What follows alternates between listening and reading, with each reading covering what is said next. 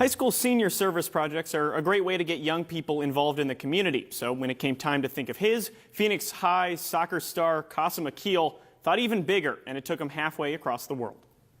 In my short 17 years of life, I have come to believe that with one soccer ball, even the most unfortunate can find happiness and joy with the smallest of gifts. Soccer is a game made up of lines. They divide inbounds from out. But Phoenix's Qasim Akil uses this game to bring people together. He's a caring individual. He relates well with everybody. You know, he's caring, confident, passionate about the game. You want that individual. Akil missed his sophomore season at Phoenix when he moved to Cairo, Egypt, where his parents took jobs as teachers. It was there he gained perspective. We were on the 5th floor, and so the orphanage was directly adjacent to where I was living, and you'd see their cement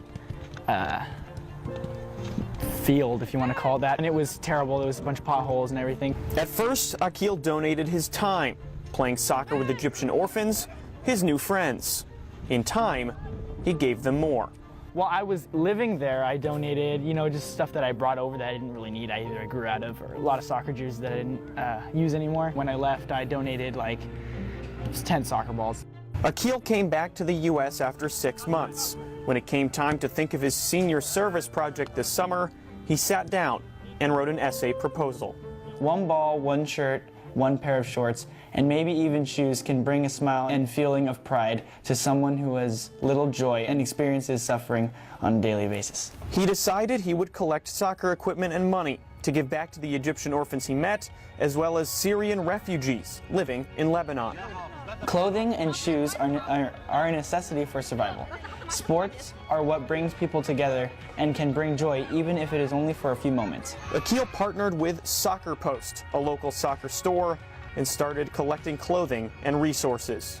I got about 200 pounds of soccer stuff, so shorts, 50 pounds of shorts, 100 pounds of jerseys. Most of that went to the Syrian children living in a refugee camp near the Syrian border. He also raised $3,000 to buy soccer gear for the Egyptian orphans he had met more than a year before.